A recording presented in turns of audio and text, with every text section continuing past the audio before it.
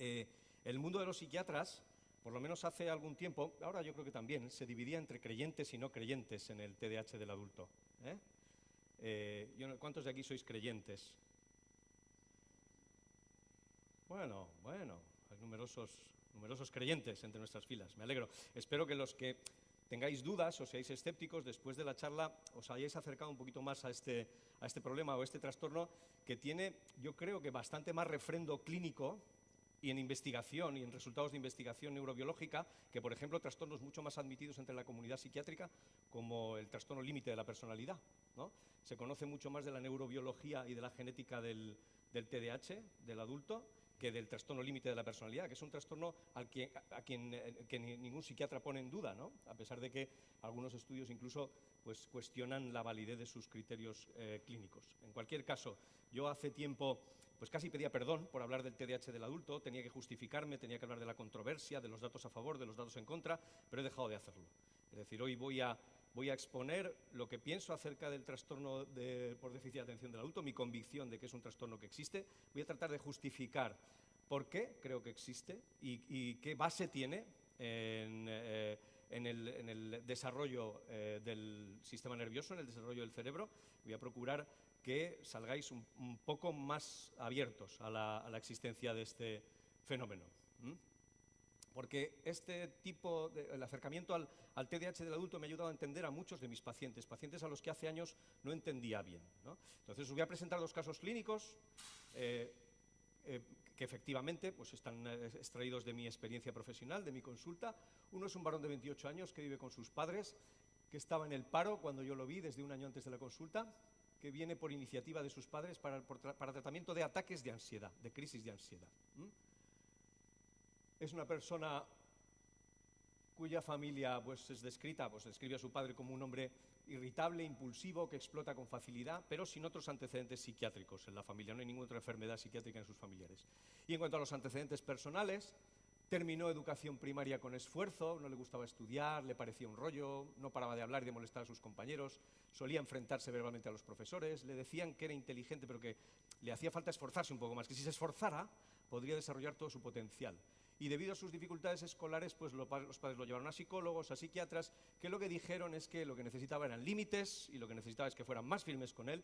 Y entonces el paciente cuenta que desde entonces los enfrentamientos con su padre, que era un hombre irritable e impulsivo, fueron continuos, llegando hasta el maltrato físico y, por supuesto, el maltrato emocional. Finalmente no pudo finalizar la ESO, aunque hizo 2 cursos de formación profesional.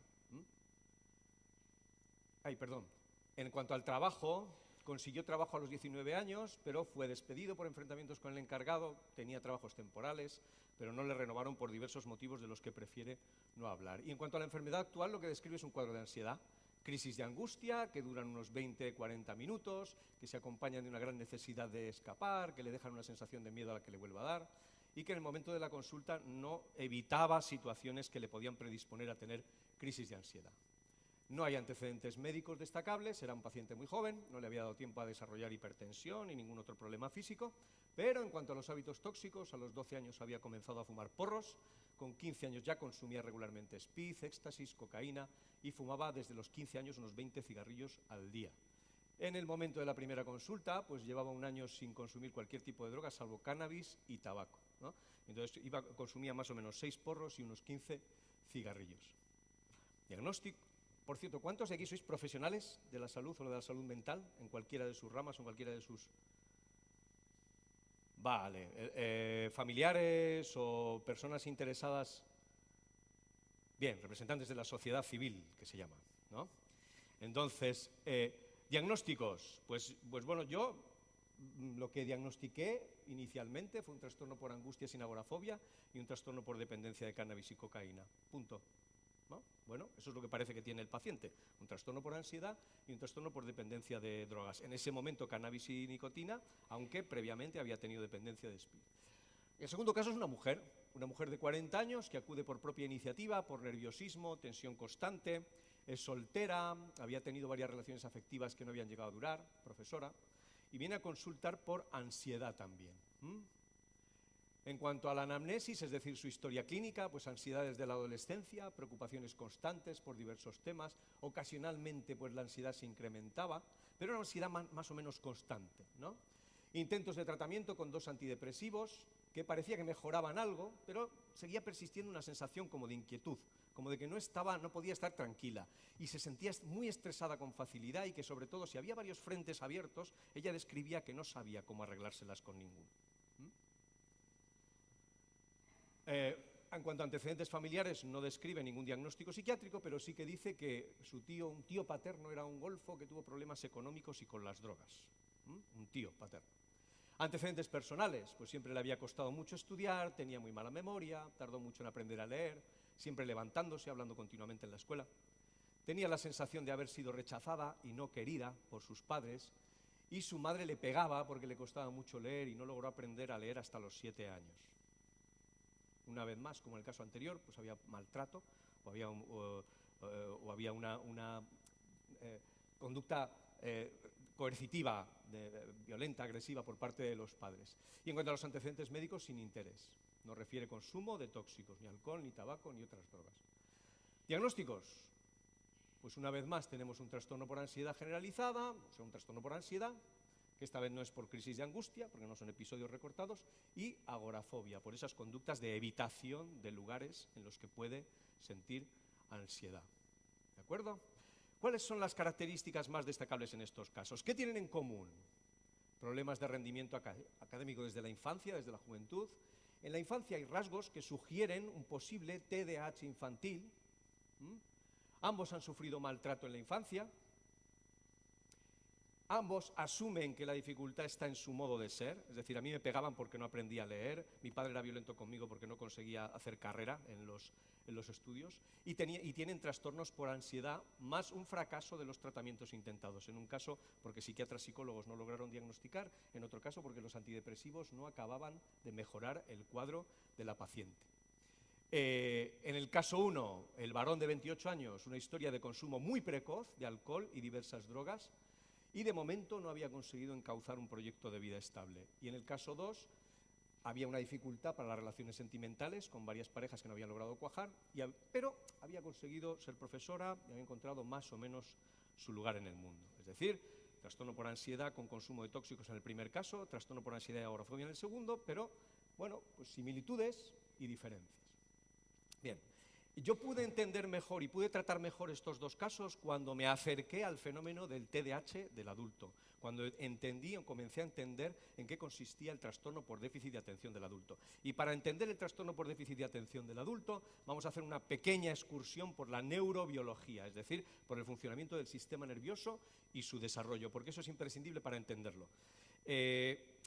Algunas de las nociones que voy a dar sobre neurobiología le parecerán simplistas a los profesionales, y pido perdón, no es que quiera insultar su inteligencia, pero yo creo que para las personas que no son profesionales pues pueden resultar bastante ilustrativas. De todos modos, he procurado meter un poquito de todo, algo un poquito más profundo, algo un poquito más sencillo, para que se pueda entender. Entonces, vamos a hablar un poco de la neurobiología y del desarrollo del sistema nervioso. Lo primero que debemos entender es que el sistema nervioso no está ahí desde el principio de la evolución, surge para servir al cuerpo. El sistema nervioso surge de la necesidad. Una ameba no necesita sistema nervioso, es una célula, tiene todo a mano, no tiene sistemas, no tiene órganos, emite una prolongación, un tentáculo, un pseudópodo y coge la comida. Pero cuando los organismos se van haciendo más complejos, tienen ya distintos órganos diferenciados, tienen que moverse en ambientes cada vez más complejos y necesitan desarrollar una red que conecte distintos órganos o distintas zonas y que las coordine. Y ahí es cuando nace el sistema nervioso. El sistema nervioso no viene dado, sino que nace para servir a un organismo cada vez más complejo. De tal manera que cuantos más sistemas, más órganos, cuantas más funciones debe cumplir un cuerpo para su supervivencia, más necesario le resulta un sistema nervioso. Cuando los organismos se componen de gran número de células y diversos sistemas, necesitan un coordinador, un mediador, un organizador. Por tanto, el sistema nervioso es el mayordomo del cuerpo. No es una instancia superior, es el cuerpo el que genera el cerebro. Esta idea no es mía, es de Antonio Damasio. Y me parece una idea brillante. A mí me resultó muy ilustrativa. Pero no solamente la evolución ha ido añadiendo un sistema nervioso a un cuerpo cada vez más complejo, sino que ha ido añadiendo cada vez más componentes del sistema nervioso a ese sistema nervioso. Porque, claro, conforme el funcionamiento del cuerpo va siendo más complejo, hace falta que ese sistema nervioso sea cada vez más complejo. Con lo cual, la naturaleza lo que ha hecho es ir tuneando nuestro sistema nervioso, añadiéndole partes, añadiéndole zonas, superponiéndole zonas que lo hacen cada vez más complejo. Ahí tenéis el sistema nervioso central de una rana trepadora y ahí tenéis el sistema nervioso central de la rorcual común, el del chimpancé y el del ser humano. Y vemos en distintos colores que las mismas estructuras, pero más complejas, se van repitiendo a lo largo de la evolución. Es decir, nuestro cerebro es el cerebro de un reptil tuneado, muy tuneado, ¿eh? Pero al final, no solo el cuerpo genera el cerebro, sino que el cerebro va generando nuevas estructuras conforme los organismos se van haciendo más complejos. Me gusta el modelo de Maglin, el cerebro triuno, que resume un poco lo que os acabo de explicar. Es decir, el hecho de que partimos de un cerebro de reptil, que comprende sobre todo el bulbo raquídeo y el cerebelo, a eso se le superpone un cerebro de mamífero que añade el cerebro emocional, es decir, el sistema límbico, lo que se llama el sistema límbico, y finalmente a eso se le superpone una corteza cerebral mucho más compleja.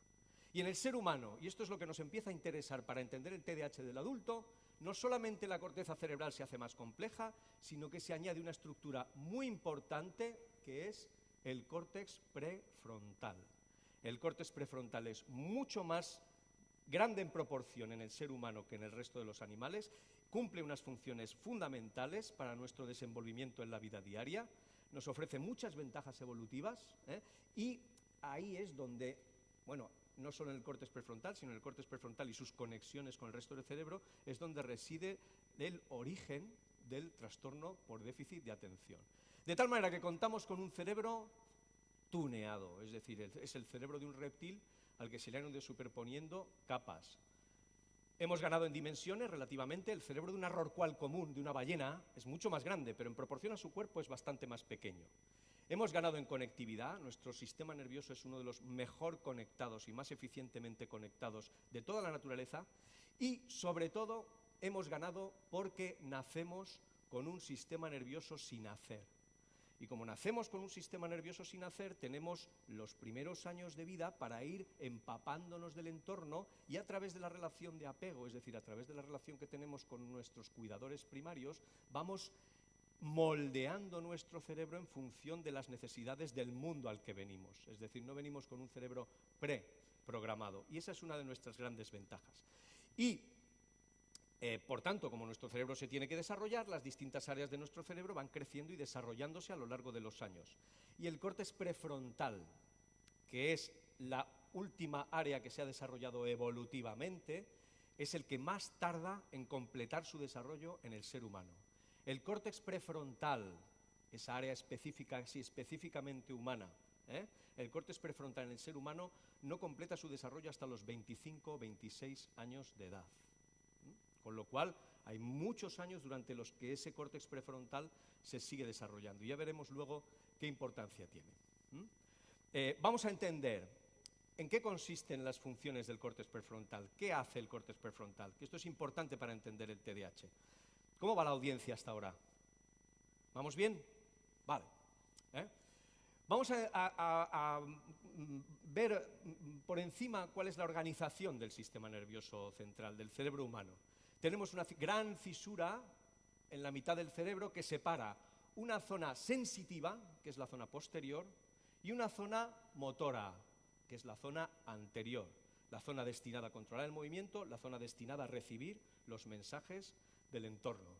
Y el resto de la corteza cerebral se divide en diversas áreas especializadas. Ahí tenemos el área occipital que se especializa en la visión. Ahí tenemos el área temporal superior que se especializa en la audición. Ahí tenemos el área parietal, que es el área sensitiva, el área en la que se reciben las sensaciones que estoy teniendo en mi mano y en mi brazo. El área motora, el área que dirige el movimiento de mis manos, el movimiento de mis piernas. Ahí abajo en el área motora hay un área muy importante que es el área de Broca, el área del lenguaje, el área en la que se está produciendo el lenguaje.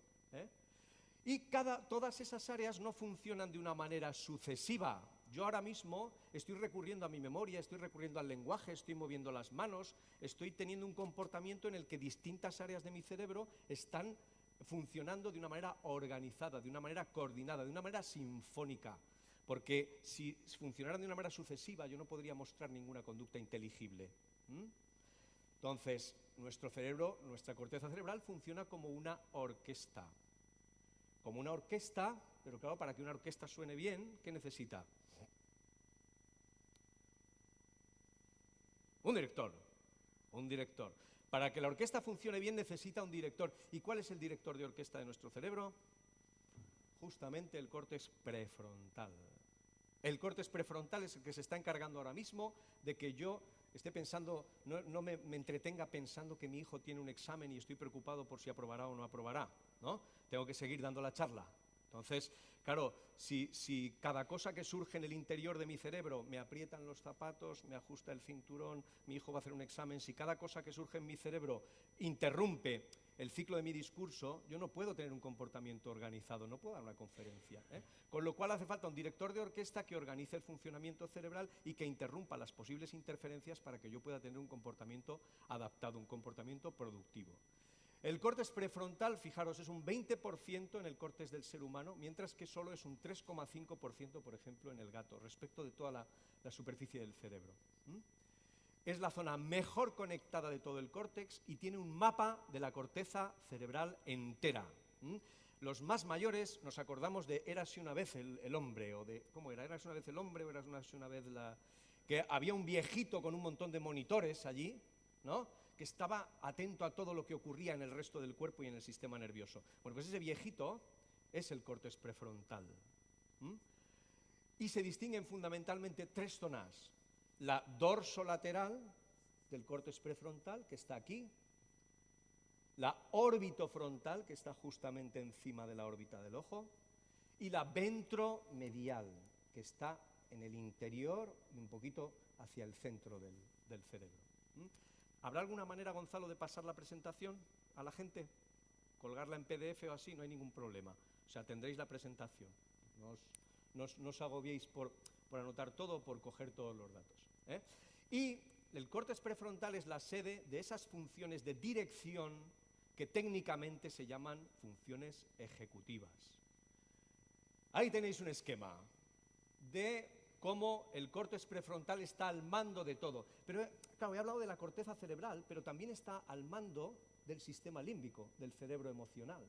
Es decir, el córtex prefrontal no solamente se encarga de coordinar el funcionamiento del córtex, de la zona auditiva, de la zona visual, de las sensaciones, del área del lenguaje, sino que se encarga de estar controlando en todo momento mi estado emocional, ¿eh? Porque si yo ahora mismo me dejo llevar por la ansiedad, me dejo llevar por los nervios, igual me confundo, me distraigo, veo a alguien que bosteza, a alguien que está golpeando el reloj, ¿no?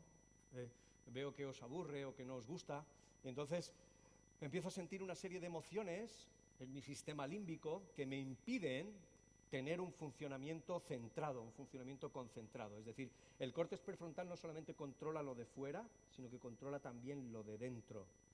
Y ahí tenéis un pequeño esquema del sistema límbico. Fundamentalmente, el hipocampo, que es nuestro Google, que es quien sabe dónde están los datos que tengo que recuperar en mi memoria. La memoria no está en el hipocampo, está en todo el cerebro, pero el hipocampo recupera todos los datos.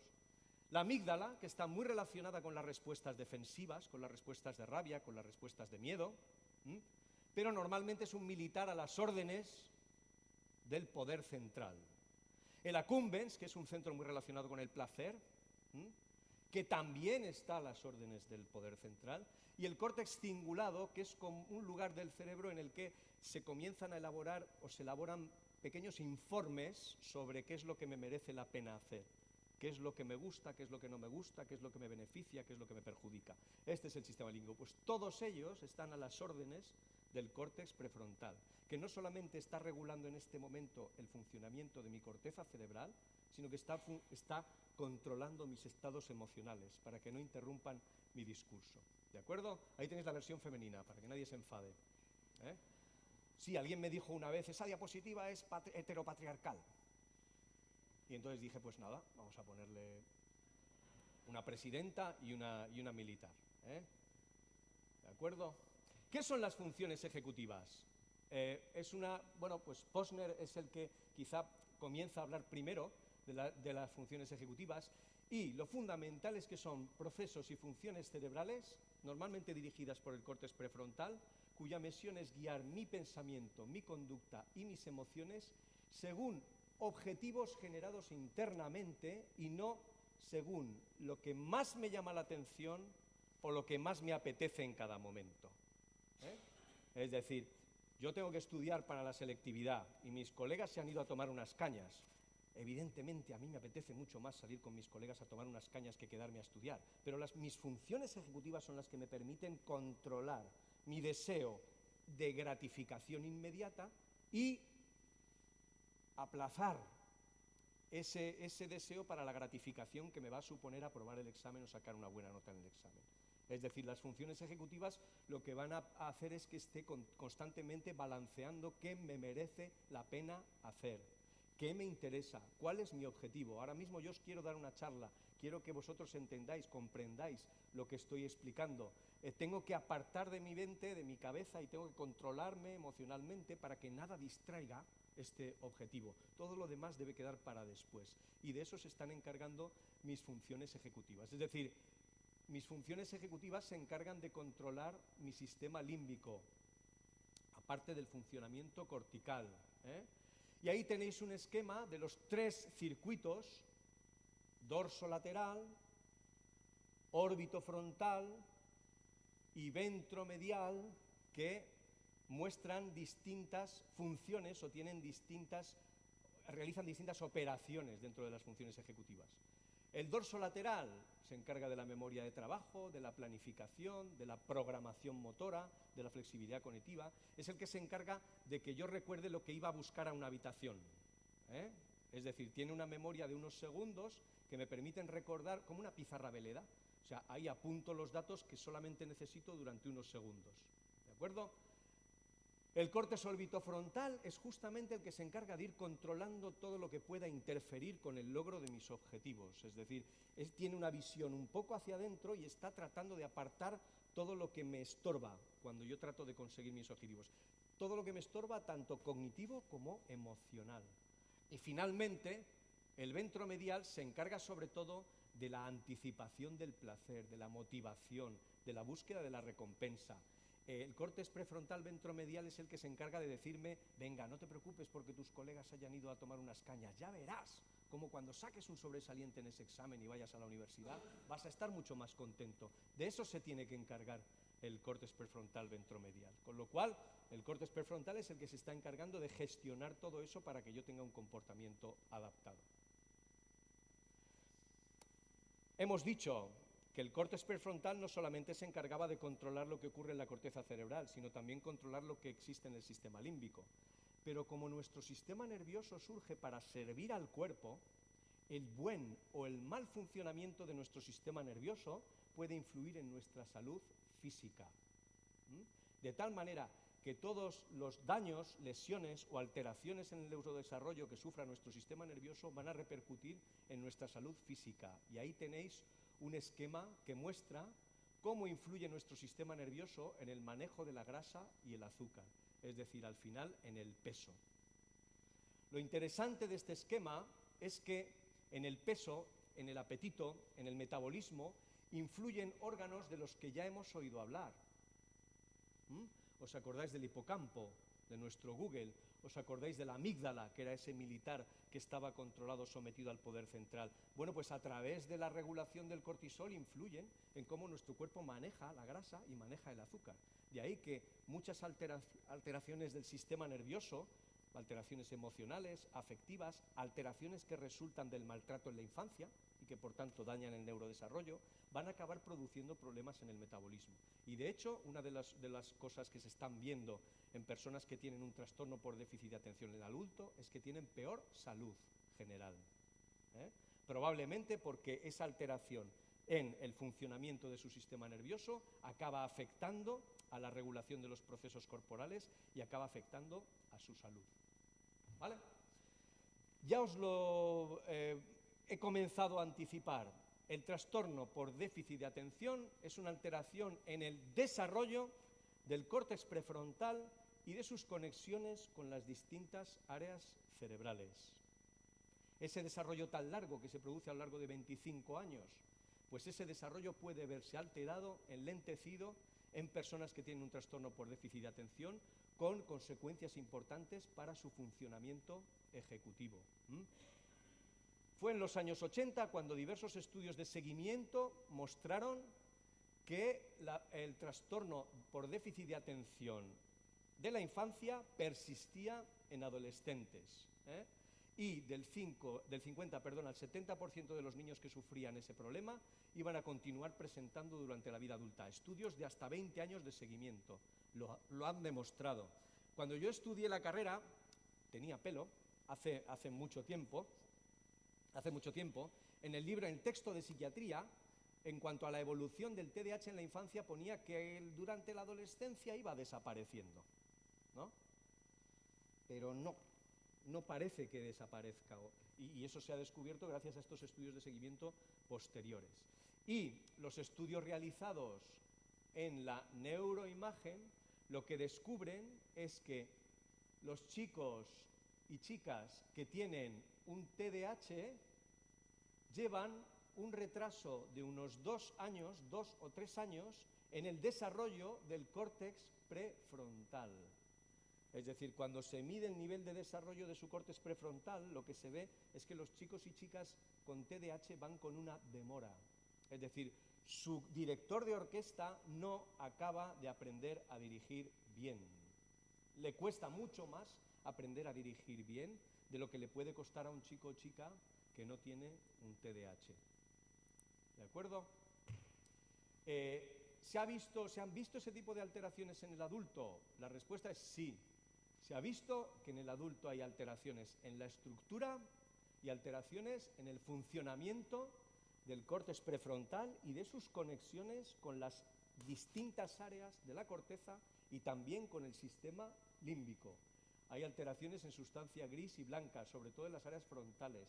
También en las conexiones entre los dos hemisferios cerebrales, de los que no hemos hablado, pero son muy interesantes. Nuestros dos hemisferios cerebrales tienen una visión completamente diferente del mundo. Lo que pasa es que se las suelen arreglar para complementarse. Pero si esas conexiones no funcionan bien, las personas podemos tener un funcionamiento variable, alternante, inadecuado para las circunstancias. Por ejemplo, yo, cuando trato temas más intuitivos, más novedosos, más afectivos, más emocionales, tengo que utilizar sobre todo mi hemisferio derecho. Pero cuando quiero contar mi experiencia, tengo que utilizar mi hemisferio izquierdo. Si yo no consigo coordinarlos, viviré emociones que no podré contar o haré relatos que carezcan de emociones o que carezcan de una emoción auténtica. Les faltará la salsa. Es decir, ese déficit de integración y de coordinación hemisférica puede provocarme problemas también en mi funcionamiento diario por esa falta de complementariedad. Y la alexitimia, es decir, la dificultad para nombrar y catalogar emociones, es un problema que se ve con cierta frecuencia en adultas que tienen un TDAH, ¿vale? Debido a ese déficit. Y en cuanto a los déficits en el funcionamiento, también se ven déficits en el funcionamiento de las conexiones frontoestriatales, que es lo mismo que decir conexiones frontolímbicas. Las conexiones entre el córtex prefrontal y el sistema límbico se ven.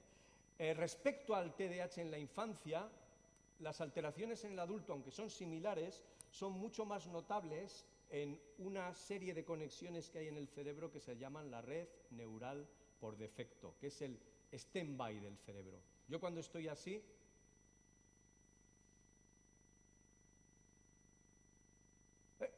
tengo activada la red neural por defecto. Cuando estoy viendo Sálvame, igual también, o cuando estoy viendo... Entonces, activo la red neural por defecto. El problema es que esa red neural por defecto tiene que desactivarse para que yo pueda realizar una tarea. Y el problema que tienen los adultos y los niños, chicos, chicas, es que no logran desactivar esa red neural por defecto. Es como que cuando empiezan una tarea sigue pesándoles el stand-by, ¿no? Es como que siguen ahí, en esa especie de pausa, ¿de acuerdo? Entonces, si hay una alteración en el córtex prefrontal, en el desarrollo del córtex prefrontal y sus conexiones con las áreas inferiores de la corteza, lo que tendremos es dificultades de planificación, despistes, déficits de inhibición, pobre control motor, inestabilidad emocional, distraibilidad. Siempre voy a lo que más me llama la atención, a lo más estimulante, a los videojuegos, a la música fuerte, Y finalmente, en cuanto a la motivación y la recompensa, no tolero retrasos en la recompensa. Siempre me inclino por la satisfacción inmediata. O sea, y además, parece que deseo como ninguna otra cosa en el mundo determinado asunto, pero cuando lo tengo, a otra cosa. ¿Os recuerda algo esto? Esto es lo que pasa en muchos chicos y chicas, y adultos y adultas, que tienen un trastorno por déficit de atención, ¿no? Entonces, ¿qué ocurre si ese córtex prefrontal no funciona? Si ese córtex prefrontal está alterado, ¿qué ocurre? Pues que la amígdala funciona sin control. La amígdala no tiene control. ¿Qué pasa con el centro del placer? Pues que hay de lo mío, que hay de lo mío, lo quiero ya, lo quiero ya. ¿Qué pasa con el hipocampo? Pues que no funciona como Google, funciona como la vieja biblioteca de un monasterio o de un convento. Y finalmente, nuestro córtex cingulado... ¿Qué pasa, chavales? Nuestro córtex cingulado tampoco funciona precisamente como la hacía, ¿no? Y esto da cuenta de la mayor parte de los fenómenos que tienen lugar en el TDAH del adulto. ¿Cuántos adultos padecen un TDAH del adulto? Pues aproximadamente un 50-60, algunos estudios hablan de un 70-80% de los niños y niñas que sufren un TDAH acabarán teniendo el problema durante su vida adulta, lo cual hace que entre un 1,5, un 3,6% de los adultos de la población general tienen un TDAH.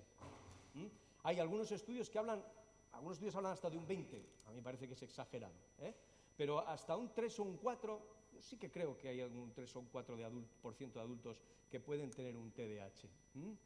La ratio hombre-mujer en adultos es cercana al 1:1, es decir, no hay una diferencia en cuanto a la prevalencia. Hombres y mujeres padecen igual. Aunque en niños y niñas es de 3:1, es decir, parece como que hay más niños con TDAH que niñas, aunque eso puede ser falso, por razones que luego veremos. La infradetección en niñas. ¿Por qué? Porque las chicas suelen ser menos violentas, suelen tener síntomas menos disruptivos, llaman menos la atención, están más calladitas, con lo cual no se detectan ni se diagnostican tanto. Por otro lado, la comorbilidad, es decir, el hecho de que las niñas presenten más síntomas de ansiedad o más síntomas de depresión hace que quede oculto el TDAH que pueden tener por debajo. Por otro lado, las chicas parece que muestran mejor adaptación a sus síntomas, es decir, se las arreglan para adaptarse mejor a sus dificultades. Y finalmente, las hormonas femeninas son nutritivas para el sistema nervioso y proporcionan ciertas capacidades resilientes, habéis oído hablar del término, es decir, ciertas capacidades de superación de origen biológico. Todas esas razones pueden explicar por qué en niñas se diagnostica menos, al menos durante la infancia, aunque los estudios serios hablan de que en adultos la proporción es cercana a 1:1. Claro, si ese director de orquesta no se desarrolla adecuadamente, cuando llegan los 25 o 26 años, se cierran las posibilidades de desarrollo. ¿Cuándo cuesta más corregir la posición de los dientes? Cuando han terminado de crecer. Es decir, el momento de ponerse una ortodoncia es cuando tenemos 12, 13, 15, 16, 17 años. Cuando tenemos 40, 45, 50, es bastante más complicado. Entonces, claro, en el cerebro ocurre lo mismo. Durante el desarrollo del córtex prefrontal, durante esos 25 años, hay muchas más probabilidades de modificación de su funcionamiento. Pero ya cuando se cierra ese desarrollo, ese director de orquesta va con lo opuesto, es decir, va con lo que ha aprendido. Eso no quiere decir que no haya posibilidades de cambio, que no haya posibilidades de plasticidad. Lo que quiere decir es que las posibilidades de plasticidad cerebral son menores a partir de los 25 años. ¿Cuándo cuesta más aprender un idioma? La vida adulta. El español es un individuo que nace, crece y se reproduce y muere aprendiendo inglés. Entonces, español y española. Entonces, la alteración en el desarrollo de las funciones ejecutivas tiene consecuencias muy importantes para el funcionamiento de los individuos, y hay muchos estudios que lo demuestran. Dificultades de aprendizaje y abandono escolar, bajo rendimiento en el trabajo, frecuentes cambios de trabajo, problemas financieros, no son buenos administradores del dinero.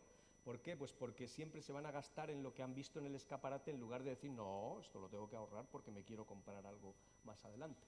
Adicciones comportamentales, juego, compras, internet. Adicciones a drogas, inicio muy precoz del consumo de tabaco y otras drogas. ¿Os recuerda algo? El primer caso que os he planteado, a los 12 años ya estaba consumiendo porros. Accidentes domésticos y de tráfico, más multas por exceso de velocidad, más accidentes con daño físico, más probabilidades de que les retiren el permiso de conducir. Dificultades en las relaciones personales, violencia doméstica. Regulan mucho peor sus emociones, y como regulan mucho peor sus emociones, regulan mucho peor su conducta cuando están rabiosos. Esa amígdala Hulk, ¿no? No consiguen controlarla. Y también embarazos no deseados, en las adolescentes que sufren un TDAH.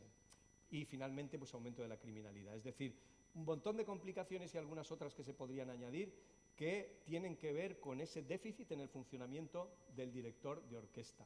Pero, como decía, el cerebro, el regulador maestro de nuestro funcionamiento conductual, afectivo, pero también corporal, físico. Las complicaciones médicas son mucho más frecuentes. Tienen un estilo de vida muy poco saludable, duermen mal, comen peor, no controlan bien el apetito, tienen un incumplimiento de los controles médicos, suelen sufrir más enfermedades autoinmunes. Ahí en el mapa ese complejo que os he puesto del azúcar y de la grasa figuraba una etiqueta citoquinas. Las citoquinas son sustancias que tienen que ver con el funcionamiento inmune y que se regulan también a través del funcionamiento del sistema nervioso. Obesidad, mucho más frecuente. Múltiples enfermedades. Fijaros, en un estudio aquellos pacientes adultos que tenían más de 4 enfermedades tenían 3 veces más riesgo de tener un TDAH, es decir, un adulto con muchas enfermedades, un adulto con mucha patología física, también tiene más probabilidades de tener un TDAH previo. ¿Por qué hemos tardado tanto en ver el TDAH del adulto? Miro el reloj porque quiero acabar a tiempo. Gonzalo, por favor, ¿tenemos hasta las 11 para que termine la charla? Perfecto. Luego de 11 a 11 y media se abre el turno de preguntas. De acuerdo. ¿Cómo estáis? Vale. ¿Por qué hemos tardado en verlo? Pues porque para los psiquiatras y para los psicólogos también, los trastornos mentales son como estos dos seres. Uno de ellos es un pez, el otro no. ¿No? ¿Cuál es un pez? ¿El de la derecha o el de la izquierda? De la derecha. Claro, pero ¿cómo sabemos que es un pez? ¿Qué tenemos que hacer para saber que es un pez y no un mamífero? Este es un mamífero como nosotros, este es un pez. ¿Qué tenemos que hacer para saber cuál es uno y cuál es otro? Pues ver su sistema respiratorio, ver cómo paren a sus hijos, ver que tienen glándulas mamarias, ver que, es decir, tenemos que conocer en profundidad. Y desgraciadamente para muchos trastornos mentales todavía carecemos de medios para ver el cerebro en funcionamiento en cada uno de esos trastornos y detectar sin lugar a ninguna duda qué tipo de problema hay en el fondo. Entonces nos dedicamos a describir y aspiramos a distinguir los trastornos describiéndolos. Afortunadamente cada vez disponemos de más medios de neuroimagen para ver el cerebro en funcionamiento y cada vez nos acercamos más a lo que los trastornos son. Pero todavía nos queda mucho. Por eso muchas veces no podemos distinguir lo aparente de lo que hay de fondo. Y por eso es muy difícil a veces saber qué le está pasando a una persona que tengo en la consulta en el fondo. Detectar el TDAH en el adulto por debajo de otro tipo de trastornos con los que se suelen presentar. También el modo como hemos clasificado los trastornos ha tenido que ver con que nos haya costado. Los síntomas fueron validados en población infantil. La exigencia de 6 síntomas excluía a la mayor parte de los adultos. Claro, ese córtex prefrontal se desarrolla poco, se desarrolla mal, pero se desarrolla.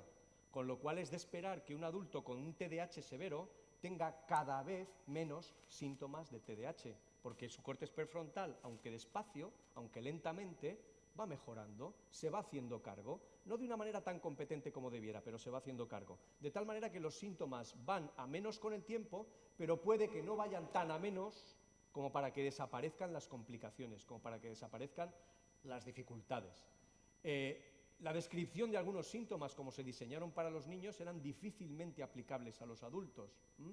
El criterio que exigía un inicio antes de los 7 años también era demasiado exigente para los adultos, porque muchos adultos no podían dar ninguna noción de cómo eran o cómo estaban antes de los 7 años, ¿no?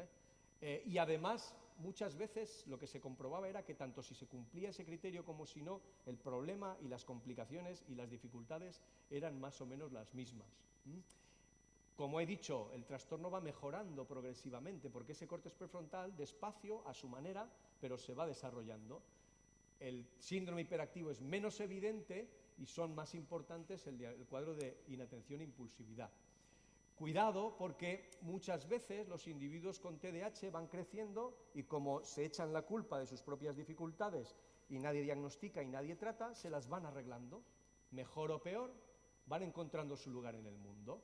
Y atención, porque los chicos y chicas que tienen un CI alto, un cociente intelectual alto, es decir, una orquesta con buenos músicos, aunque no tengan un buen director, pueden tocar bastante bien, ¿no? ¿Qué ocurre con la orquesta de la Ópera de Viena cuando llega el concierto de Año Nuevo? Yo me doy la vuelta como director y ellos siguen tocando y suenan fenomenal. ¿Por qué? Es una pieza que se saben muy bien y son grandes músicos, ¿eh? Pero claro, cuando esos músicos tienen que tocar algo más difícil, algo nuevo, tienen que tocar a Schoenberg o a Stravinsky, les resulta más complicado hacerlo sin director. Y ahí es donde necesitarían poner en funcionamiento sus funciones ejecutivas. Muchos chicos y chicas con CI alto no dan noticia del problema hasta que llegan a la universidad, cuando las exigencias son mayores, cuando el control es menor por parte del córtex prefrontal de sus maestros o del córtex prefrontal de sus padres. Ahí es cuando empiezan a fracasar o empiezan a fallar. También ha tenido la culpa la dificultad en la transición de los servicios de salud infantiles a los de adultos. Muchos chicos y chicas que padecían un TDAH desaparecen en la adolescencia y no retoman el tratamiento en los servicios de salud mental adultos. Y finalmente, la comorbilidad, es decir, la asociación del TDAH con otro tipo de trastornos mentales, oscurece bastante, emborrona bastante el panorama y hace que los psiquiatras vayamos siempre a diagnosticar el trastorno más aparente y nos olvidemos de otras posibilidades o de otros trastornos que puede haber debajo.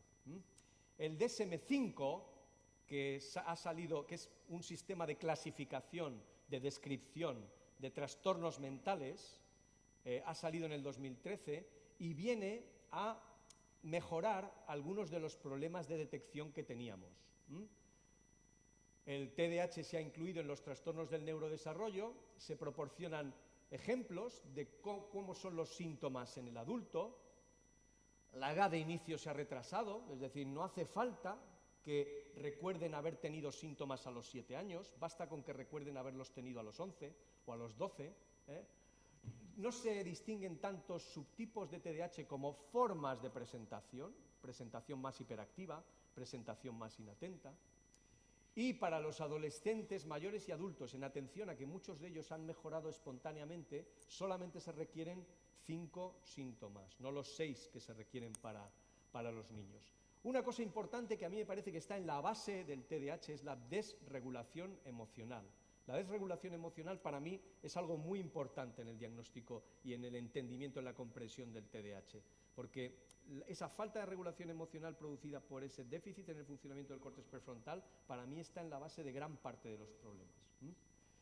El criterio que requiere un deterioro significativo se ha modificado, es decir, el DSM-5 lo que ha intentado es adaptarse a la realidad de que muchos pacientes adultos padecen un TDAH y ha tratado de facilitar el diagnóstico. Y uno de los problemas que más han oscurecido y que más han emborronado las dificultades de los adultos que padecían un TDAH desde la infancia es el de la comorbilidad, es decir, la gran frecuencia con la que chicos y chicas que tienen un TDAH acaban desarrollando otros trastornos mentales, que son los que primero se ven, los que hacen que demanden consulta y los que se diagnostican.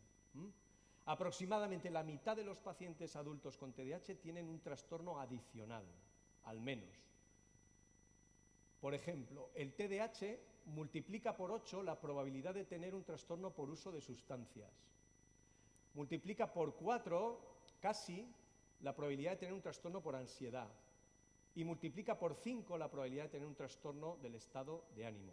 Es decir, el TDAH predispone a padecer otro tipo de trastornos mentales a lo largo de la vida. Claro, vamos disponiendo poco a poco en esa tarea de distinguir el delfín del tiburón, de distinguir el TDAH de lo que no lo es, vamos disponiendo de distintas pruebas que se están poniendo en marcha para tratar de diagnosticar o de identificar si realmente estoy ante un TDAH o no. Estos métodos diagnósticos están en prueba, pero aquí tenemos un test, disponemos de un test genético que nos va a decir si el TDAH, o sea, si esa persona, que tiene síntomas de TDAH puede tener los genes que se asocian habitualmente a ese problema. Porque el TDAH tiene una clara base genética. Es decir, en el adulto la heredabilidad es de un 70-80%. Es una heredabilidad comparable, por ejemplo, a la de la talla, a la de la miopía o a la de la esquizofrenia. Es decir, es una heredabilidad importante. Digamos, pero lo que se hereda no es tanto la enfermedad como una serie de genes que te predisponen a esa alteración en el desarrollo del córtex prefrontal. Es una herencia poligénica, que además produce que entre las personas que tienen un funcionamiento del director de orquesta normal y las que tienen un funcionamiento del director de orquesta extremadamente alterado, haya toda una gradación, haya todo un continuo. Los genes parecen relacionados con el sistema dopaminérgico, que es muy importante para el funcionamiento del córtex prefrontal, y los genes también parecen relacionados con el desarrollo de las prolongaciones neuronales. Es decir, los genes afectados en el TDAH se relacionan con el funcionamiento del córtex prefrontal y con el desarrollo del cerebro. Son genes que dirigen el desarrollo del cerebro y que si están alterados no van a producir un desarrollo a un ritmo adecuado. Bien, pero no solamente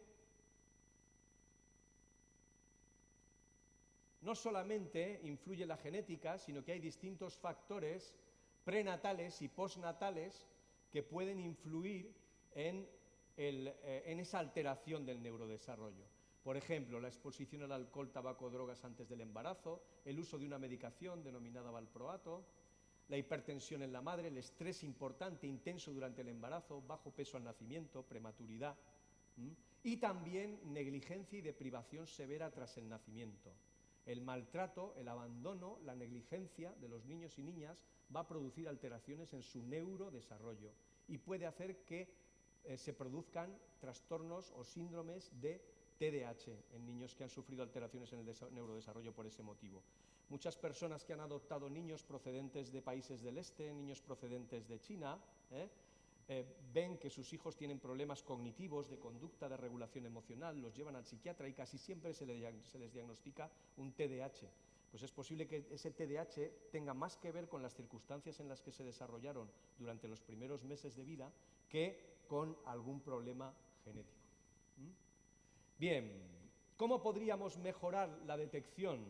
¿Cómo podríamos mejorar la detección? ¿Qué tal vamos? Bien, queda poco. Vamos a hacer el sprint final. Queda poco tiempo. Vuestros cortes prefrontales tienen que estar ahí, con el mío, ¿vale? Entonces, ¿cómo podríamos detectar mejor el trastorno por déficit de atención del adulto, teniendo en cuenta todo lo que hemos visto, comorbilidades, no recuerdan su infancia, etc.? 1. Deberíamos aplicar una breve escala, una escala de unos cuantos ítems en el que se pregunte al paciente por determinados asuntos característicos del TDAH y que en 5 minutos nos diga si merece la pena hacer una entrevista un poco más profunda o no.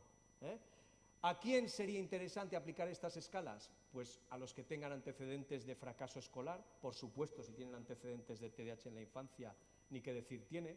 Los que tengan familiares de primer grado con TDAH o trastornos que sugieran un posible TDAH, porque dada la fuerte heredabilidad del TDAH es probable que encontremos antecedentes familiares en las personas que tienen TDAH que sugieran un posible TDAH familiar, no diagnosticado a veces, muchas veces. También en aquellos que sufran trastornos psíquicos que se asocian frecuentemente al TDAH, trastornos por ansiedad, trastornos depresivos, trastornos por uso de sustancias.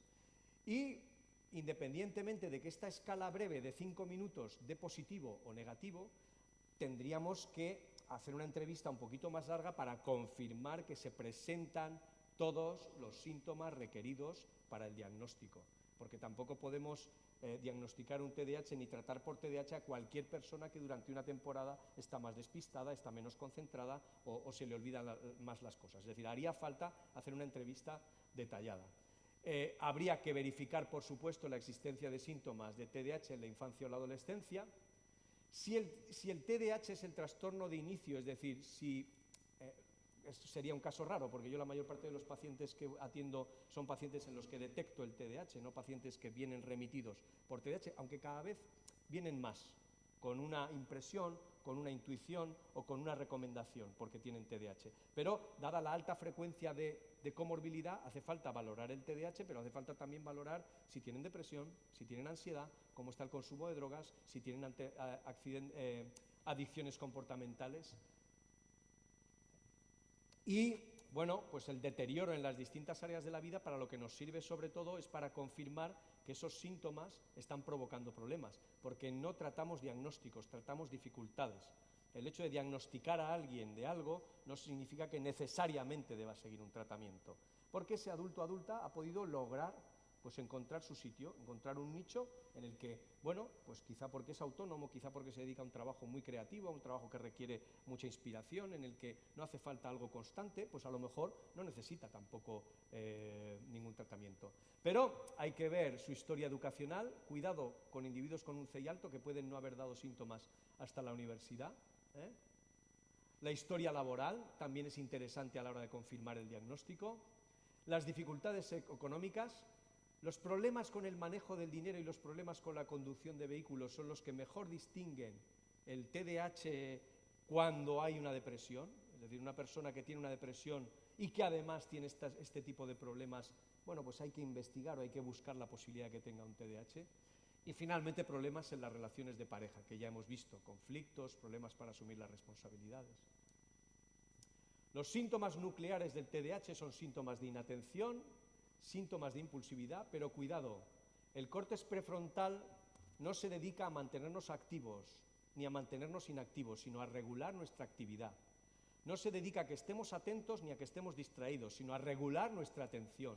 De tal manera que los chicos y chicas y los adultos, adultas con TDAH no siempre son inatentos y no siempre son hiperactivos. Es un problema de regulación de la atención y de la actividad en función de mis objetivos y en función de mis necesidades.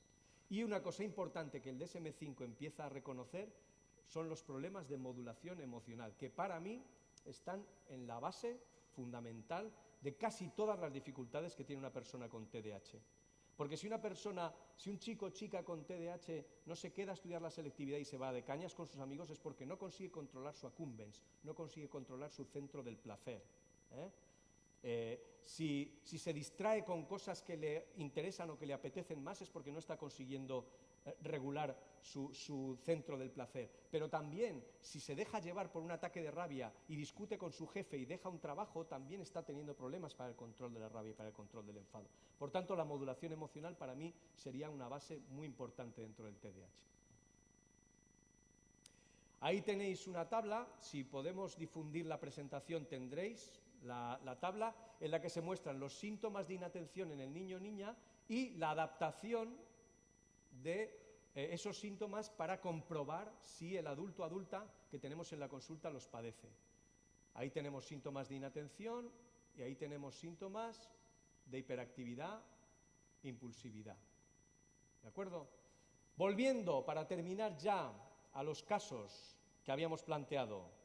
Cuando yo pasé esa entrevista de screening, dio positivo, pero cuando yo pregunté por los criterios, el chico de 28 años padecía todos estos criterios actuales, y también en su infancia.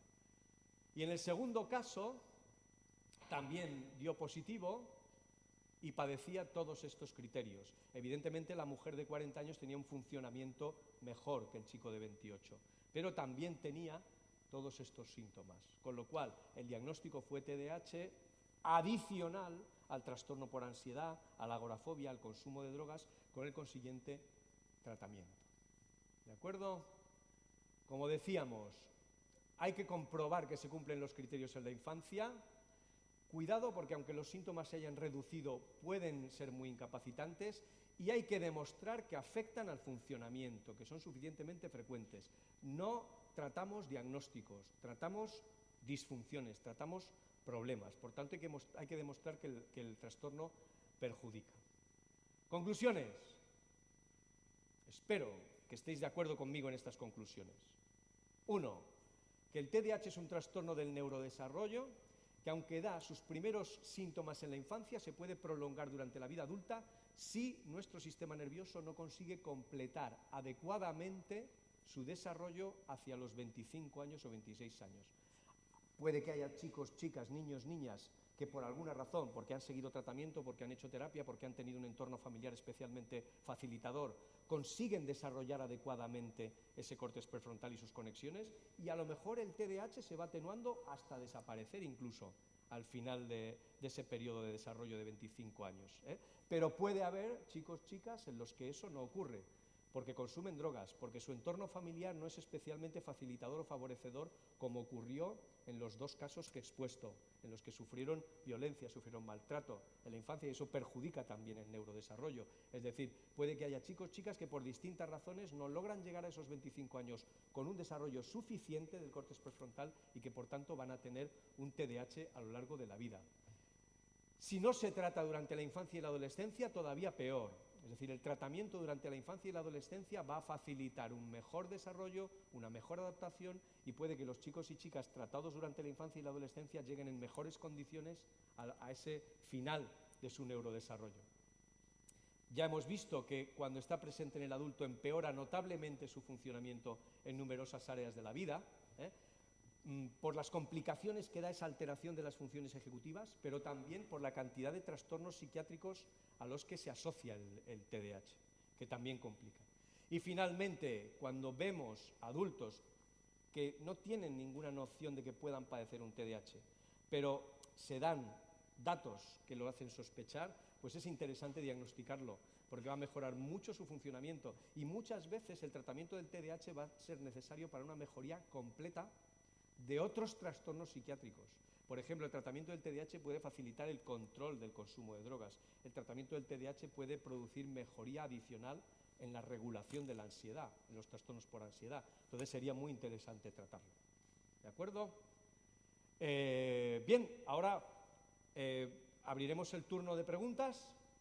Os quiero agradecer esa gran labor que han hecho vuestro córtex prefrontal, siguiéndome en toda esta charla, en toda esta explicación. Y nada, pues estoy abierto a lo que queráis plantear.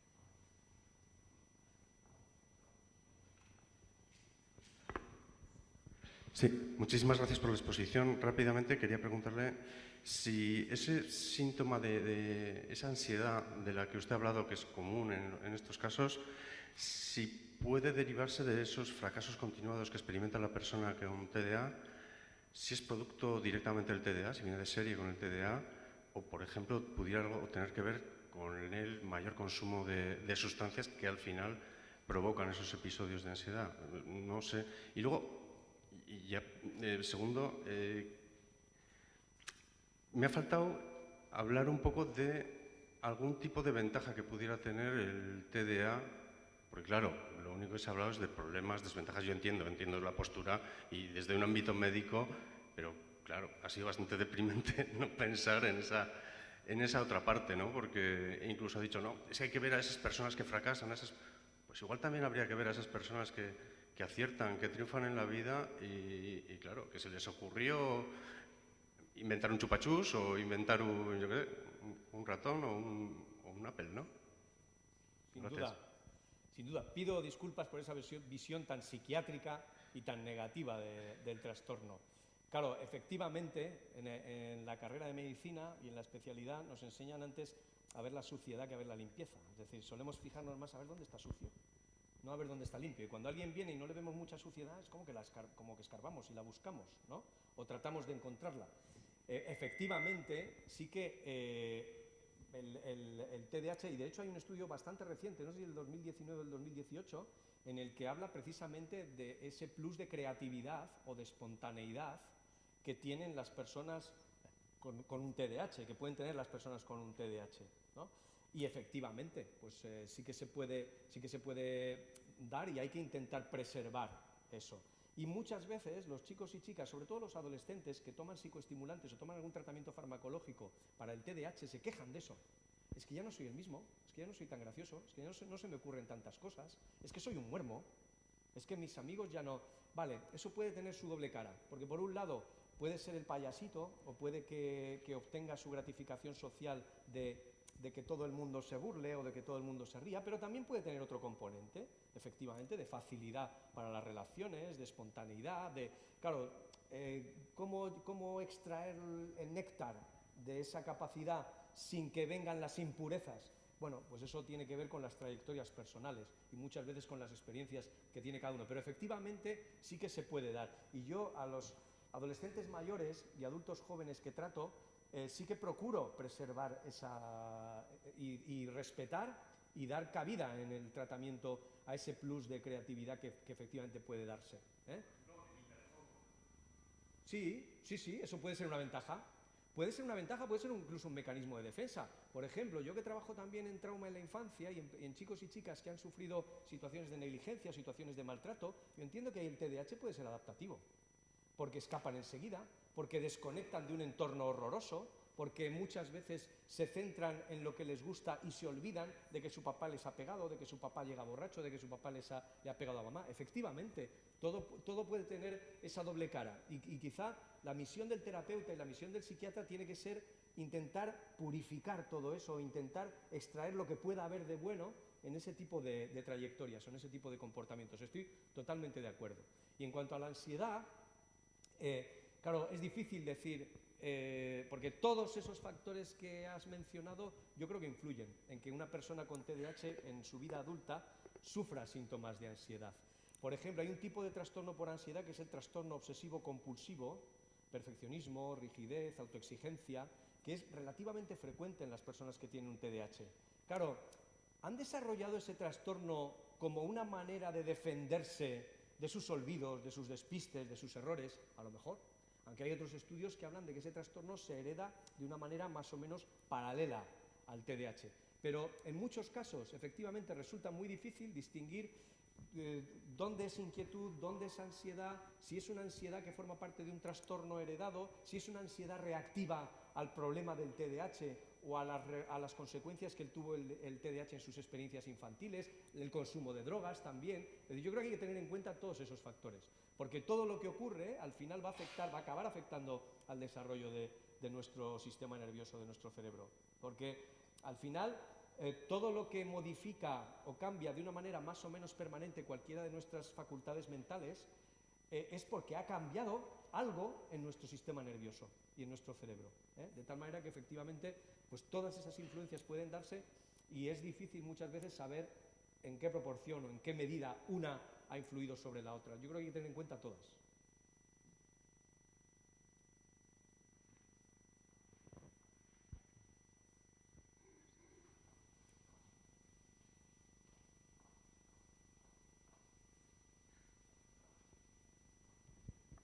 Hola, buenos días. Quería darle las gracias por esta ponencia y por esta charla del TDAH en adultos, que creo que es algo muy olvidado. Y quería hacer una reflexión y dos preguntas. La primera es, disculpa, Hace tiempo se hizo un estudio, me parece que se publicó en el 2015, acerca de las cárceles españolas y la prevalencia del TDAH en las cárceles españolas. Se vio que había un 30% de presos que sufrían TDAH, y me gustaría recalcar la importancia de tratar el TDAH como casi un pacto social que muchas veces nos olvidamos, y cómo esto podría variar la vida de muchísimas personas e incluso de nosotros como Estado. Y las dos preguntas son, las primeras, ¿qué ventajas tiene en un adulto hacer el diagnóstico de TDAH? Porque muchas veces hablas con personas que tú crees, o padres de niños diagnosticados TDAH, que tú sospechas que ellos pueden sufrir un TDAH, pero no tienen ningún interés en diagnosticarse, porque ellos piensan, bueno, pues que ya se han adaptado. Claro, son adultos que también son más impulsivos, con hijos difíciles. Es fácil que puedan llegar a tener comportamientos no adecuados con sus hijos, porque ellos mismos no se pueden regular de alguna manera. Entonces, padre TDAH más hijo TDAH, o padre TDAH más, o madre TDAH más hijo TDAH, es un tren de mercancías que va a chocar. ¿Tiene ventajas el diagnóstico en adultos? ¿Qué ventajas tiene? Y luego me ha interesado también el papel del ambiente en la infancia en base al crecimiento o el pronóstico que puede tener el córtex prefrontal en el manejo familiar del TDAH. ¿Cómo nos puede influir? No sé si me explico. Igual no he entendido. Sí, hablas de que el TDAH tiene una componente que es puramente neurobiológica, probablemente basada en los genes que predisponen. Luego tiene otro componente ambiental. ¿Cómo el buen manejo ambiental o cómo ese componente puede mejorar el desarrollo neurobiológico de ese córtex prefrontal? Pues muchas gracias por tu pregunta. Lo primero que has dicho, por eso es esta diapositiva, porque el poder del conocimiento conlleva una gran responsabilidad. Es decir, saber la importancia que puede tener diagnosticar y tratar el TDAH tanto en los niños como en los adolescentes, yo creo que conlleva la gran responsabilidad de detectar y de tratar adecuadamente esos casos para que no acaben convirtiéndose en adultos que sufren todos esos problemas. Y también, como psiquiatras de adultos o como psicólogos, terapeutas de adultos, también tenemos la responsabilidad de identificar los posibles problemas de TDAH que subyacen a muchos otros problemas psiquiátricos. Entonces yo sí que creo que es muy, muy importante lo que dices, lo que has dicho al principio, ¿no?, acerca de la necesidad de detectar y de tratar. Claro, hablabas de la segunda pregunta, o la segunda cuestión que has planteado. La primera, la ventaja. Sí. ¿Del diagnóstico? La ventaja del diagnóstico y del tratamiento en el adulto. La primera ventaja es la desculpabilización. Esa es una gran ventaja. O sea, cuando tú le muestras a alguien que lo que le ha pasado a lo largo de toda su vida, muchos adultos, adultas se echan a llorar en la consulta, porque han sido adultos o adultas que han sido maltratados, humillados, han sufrido bullying, han sido siempre los tontos, los vagos, los perezosos. Muchas veces el mero hecho de decirle a alguien, no, es que esto no te ocurre porque tú seas vicioso, malo, pervertido o tarado. O sea, o porque fueras un cabrón que se complacía en fastidiar y en... No, esto te ocurre porque tienes este problema y este problema te dificulta todo eso. Bueno, eso ya es una intervención que alivia, que comprender no significa justificar, es decir, esa persona tendrá que hacerse responsable de lo que le ocurre, sobre todo si es un adulto, pero aunque se haga responsable de lo que le ocurre, ya no se va a hacer responsable de lo que le ocurre en primera persona, como diciendo, yo soy así, yo es que era un trasto, es que mi padre me pegaba con el cinturón porque yo es que no paraba, y es que era un trasto. No, o sea, tú tenías un problema para controlarte, para regularte, esa es una primera ventaja. La segunda, tanto el tratamiento farmacológico como el tratamiento psicoterapéutico ha demostrado su efecto en el adulto. En los adultos que no tienen una comorbilidad psiquiátrica, mejora mucho su funcionamiento. Y en los adultos que tienen una comorbilidad, muchas veces la adición de un psicoestimulante o la adición de un tratamiento específico del TDAH es imprescindible para la mejoría porque muchas veces no acaban de mejorar del todo de su ansiedad, ni acaban de mejorar del todo de su TOC, ni acaban de mejorar del todo de su depresión, si no tratas adicionalmente el TDAH. Continúan con problemas si no tratas el TDAH. De hecho, en las guías de práctica clínica que te indican a qué tratamientos tienes que recurrir para el tratamiento del para el tratamiento de la depresión resistente, de la ansiedad resistente, del trastorno obsesivo compulsivo resistente, es añadir un psicoestimulante. Inicialmente, esta recomendación los expertos la hacían no porque pensaran en la existencia de un TDAH, sino porque habían comprobado que añadir un psicoestimulante a una persona que no acababa de mejorar de su depresión o que no acababa de mejorar de su ansiedad, iba bien. Ahora sabemos por qué. Es decir, iba bien porque probablemente por debajo de esa depresión o por debajo de esa ansiedad había un TDAH no tratado. Entonces, puede tener ventajas en su funcionamiento y puede tener ventajas también en el trastorno, en la evolución de su trastorno comórbido. Y en cuanto a lo que hablabas de la familia, del modo como las intervenciones familiares, psicoterapéuticas, los cambios, ahora mismo no recuerdo ningún estudio que compruebe cambios en la corteza cerebral o cambios en el funcionamiento cerebral debido a ese tipo de intervenciones o gracias a ese tipo de intervenciones.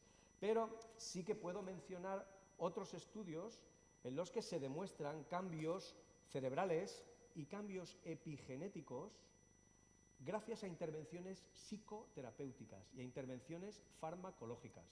Claro, si aprender a tocar el violín modifica mi corteza cerebral en el área de la mano izquierda, aprender a regular mis emociones, seguro que va a modificar las conexiones entre mi córtex prefrontal y mi amígdala. Es decir, aunque en concreto respecto del TDAH del adulto, respecto del TDAH del niño o del adolescente, no recuerdo ahora mismo ningún estudio que lo demuestre, no tengo absolutamente ninguna duda de que eso se dará, seguro.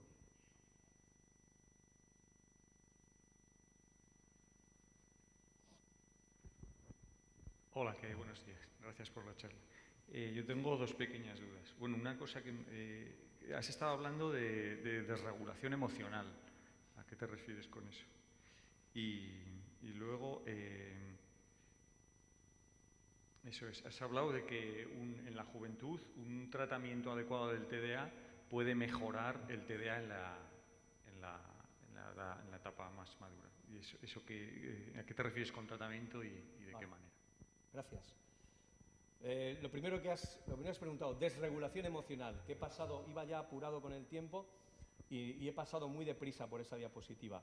La desregulación emocional tiene que ver con dos aspectos. Uno, inestabilidad emocional, es decir, son personas, los adultas con TDAH, son personas que cambian de una manera frecuente y rápida su valencia emocional o su estado de ánimo. Es decir, pueden estar muy eufóricos durante unas horas a la mañana o cuando se les propone un plan interesante, pero al cabo de unas horas están bien enfadados, bien tristes o bien se sienten vacíos, es decir, una dificultad para que sus emociones estén dentro de un rango más o menos adaptado. Y lo segundo, cuando experimentan una emoción intensa, sufren con cierta frecuencia lo que se llama secuestro emocional. Es decir, ese militar da un golpe de estado y se apodera del funcionamiento cerebral, de tal manera que nadie puede regular la conducta. Él es, ese militar, él es el que empieza a mandar y el que decide lo que se hace.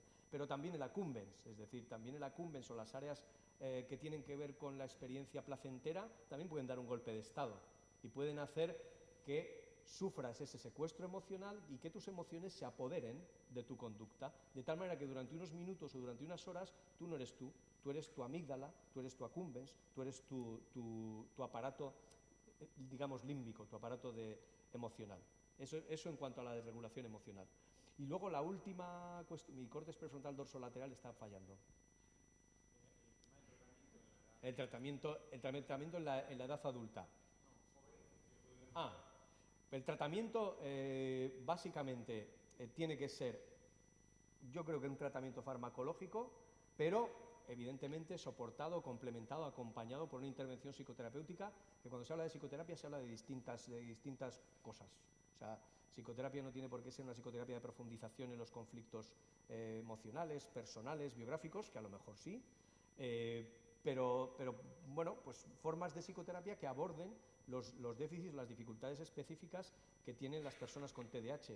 Pues intervenciones psicoterapéuticas que estén destinadas a mejorar la regulación emocional, intervenciones psicoterapéuticas que trabajen sobre cómo esa persona ordena sus pensamientos, su actividad, que trabajen sobre una mejora de la concentración o de la atención, es decir, todo eso tiene que ver con las intervenciones psicoterapéuticas que se emplean en el caso del TDAH. Pero, a mi juicio, el tratamiento farmacológico pues, es algo que siempre hay que plantear, que es algo opcional, o sea, no es imprescindible que todas las personas que tienen un TDAH sigan por narices un tratamiento farmacológico, pero es algo que siempre hay que ofrecer y que siempre hay que plantear. Son tratamientos muy seguros y que suelen ofrecer muy buen rendimiento. Y los tratamientos farmacológicos durante los años del neurodesarrollo van a facilitar que se desarrollen conductas, comportamientos y actitudes que si permanecen suficiente tiempo pueden quedar ahí. Es decir, si una persona que está recibiendo tratamiento farmacológico mejora su autorregulación emocional, mejora su capacidad para ordenar su actividad, mejora su rendimiento en la escuela, van a mejorar probablemente sus relaciones familiares, va a mejorar su entorno, va a mantenerse con más facilidad alejado del consumo de drogas y todo eso va a influir seguro en ese periodo tan crucial del neurodesarrollo que es la adolescencia y va a hacer que lleguen a la vida adulta en mejor estado. Sí, yo quería compartir un testimonio a raíz de lo que he preguntado, de importancia de conocer el diagnóstico de TDAH en adultos. A mí me lo diagnosticaron hace menos de un año, con 42 años, y creo que es importante porque, de hecho, yo considero que desde ahí, bueno, pues fue un cisma y considero que volví a nacer. Creo que sí que es importante el conocerlo, porque marca muchísimo, muchísimo. O sea, yo esto, por ejemplo, esta charla me está encantando y estoy viendo muchas cosas que me están viendo muy bien. Entonces, creo que sí que es importante en cualquier momento, porque puede venir también, esas comorbilidades, se pueden entender muchas cosas que vienen, que no es ese TDAH, pero que vienen aparte. Te agradezco mucho y me alegro de que te haya servido. Efectivamente, el mero hecho de que alguien sepa lo que le ocurre ya es importante. Ya es importante. Y muchas veces yo he tenido pacientes en la consulta a los que el mero hecho de explicarles lo que les está pasando ha hecho casi innecesario recurrir a ningún otro tratamiento, porque el mero hecho de entenderlo ha hecho que empiecen a organizarse de otra manera y que empiecen a entender que dejen de fustigarse, que dejen de culparse por todo lo que les ocurre, con lo dañino que es eso, ¿no? Con lo que te deprime, con la ansiedad que te produce a la hora de acometer cualquier actividad. El conocimiento no solamente por parte de quien lo padece, sino por parte de sus parejas, ¿no? Que, bueno, que también muchas veces tienen que soportar o tienen que aguantar las dificultades que sufren los adultos, adultas que tienen un TDAH, ¿no? Y eso, para mí, el mero hecho de conocer, el mero hecho de saber, ya es una parte importante de la recuperación. Y luego ya posteriormente, pues los tratamientos que se puedan utilizar o que se puedan emplear. Hola, buenos días. Yo soy especialista en el trastorno obsesivo compulsivo y me gustaría saber un poco más, ¿no? ¿Cuál puede ser esa relación entre el TOC y el TDAH? Si es más una relación directa o indirecta, porque yo veo pacientes que, pues bueno, claro, vienen por TOC, pero no había pensado que también podía haber un TDAH detrás. Claro, vale. Gracias. La relación con el TOC es una relación que a mí me fascina o me interesa mucho, porque el TOC, lo mismo que el TDAH, es otro fenómeno que admite también ser visto como un continuo entre la normalidad y la patología. De hecho, es normal tener síntomas obsesivo-compulsivos a determinadas edades, pues caminar evitando las rayas o intentar que las cosas... Eso se presenta a lo largo de la evolución del sistema nervioso y puede ser más o menos normal en determinadas circunstancias, ¿no? Claro, cuando una persona se ha enfrentado a lo largo de toda su infancia a olvidos, despistes, errores, pues evidentemente tiene más probabilidades de desarrollar un comportamiento perfeccionista, autoexigente, meticuloso, que forma parte o puede formar parte de un trastorno obsesivo-compulsivo. Claro, también hay otros tipos de síntomas obsesivo-compulsivos que difícilmente se les puede buscar la relación con un TDAH. Por ejemplo, yo tenía un paciente con un trastorno obsesivo-compulsivo que cuando iba caminando, de repente tenía la sensación de que podía haber pisado una jeringuilla infectada de SIDA y tenía que recorrer otros 100 o 200 metros hacia atrás buscando la posible jeringuilla. Claro, ese trastorno obsesivo-compulsivo no se justifica o no se entiende solamente desde el TDAH. Desde el TDAH se entienden comportamientos obsesivo-compulsivos del tipo, lo llevo todo, lo tengo todo, venga, tengo que volver a comprobar. O acabo de salir y digo, me cago en la leche, no sé si he dejado las luces apagadas. Y vuelvo y lo vuelvo a comprobar. Entonces, probablemente habrá un síndrome obsesivo-compulsivo que proceda de una adaptación al TDAH. Probablemente habrá un trastorno obsesivo-compulsivo que se haya heredado, digamos, a la vez que el TDAH, pero sí es cierto que el TDAH, por esas dificultades en la autorregulación emocional y en la autorregulación de la conducta, hace que las personas con trastorno obsesivo-compulsivo lo pasen mucho peor, están mucho más desarmadas a la hora de controlar la ansiedad que les produce la posibilidad de haber pisado una jeringuilla. Es decir, si yo voy caminando y tengo la sensación de haber pisado una jeringuilla, que es un pensamiento irracional, porque no me puedo infectar el SIDA por haber pisado una jeringuilla, y empiezo a sentir la ansiedad de haberla pisado, tener un TDAH no me ayuda, porque no contribuye a que yo regule ni mi pensamiento ni mi ansiedad, de tal manera que no voy a tener casi más remedio que volverme. Si mi córtex prefrontal funciona de una manera competente, me hago cargo de la ansiedad, me hago cargo de mi pensamiento irracional y sigo para adelante. Es decir, ese problema que tengo ahí, aunque no esté directamente relacionado con el trastorno obsesivo-compulsivo, sí que puede dificultar mucho que yo controle o que yo regule las conductas y las emociones asociadas a las obsesiones o a las compulsiones. De hecho, hay algunos estudios que muestran que son trastornos que se heredan juntos, en los que el TDAH contribuye sobre todo a que el TOC sea más difícil de controlar. Pero yo en mi consulta veo muchas personas, muchos hombres, mujeres, chicos, chicas, que tienen problemas obsesivo-compulsivos como consecuencia, como compensación del TDAH. Hola, buenos días. Bueno, primero decirte que estoy con la babica aquí. Me encanta. Gracias. Me encanta. Y luego una pregunta que a muchos padres y a muchos familiares les viene a la cabeza cuando te dicen tu hijo tiene TDAH, ¿no? Es evidente el cambio que hay con un niño que está medicado y con un niño que no lo está. Y aquí surge, antes de tomar la medicación, aquí surge la gran duda. ¿Es cierto que luego estos niños en la vida adulta van a tener un tipo de adicción a esa medicación? Pregunta 1. Luego, en su día leí que así como en la corteza prefrontal está retrasada en cuanto a su desarrollo, el cerebelo es la parte del cerebro que se desarrolla muchísimo antes en los niños. Por eso son movidos, no. Lo siguiente. Y luego, con tema a los adultos, nombraste 4 patologías que se podían asociar al TDAH. ¿Cuáles son? Las patologías. Las patologías, sí. Las patologías. Comórbidas. Eso es, sí. Vale. Bien. En cuanto a la primera... Hoy mi córtex prefrontal dorsolateral está muy mal.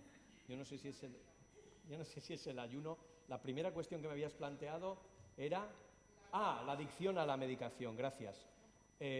A ver, los estudios de seguimiento no muestran que se desarrolle ninguna adicción a los estimulantes que se utilizan ahora, que son estimulantes de absorción lenta y de acción prolongada. No se ha demostrado que se desarrolle ninguna adicción. Lo que sí que se está demostrando en los estudios de seguimiento es que la falta de tratamiento aumenta las probabilidades de que caigas en el consumo de estimulantes y de drogas. Chicos y chicas con TDAH no tratados suelen caer en el consumo de drogas con mucha más facilidad y con mucha más frecuencia durante la adolescencia. Eso sí es así. En cuanto a las patologías que con más frecuencia se asocian al trastorno por déficit de atención con hiperactividad del adulto, están los trastornos por abuso de sustancias, los trastornos depresivos y los trastornos por ansiedad.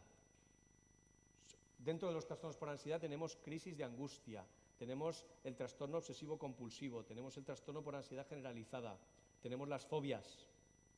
Y dentro de los trastornos depresivos, pues tenemos la depresión mayor y también tenemos el trastorno bipolar, que aunque es un tipo de trastorno afectivo menos frecuente, también parece que se asocia con bastante frecuencia al TDAH.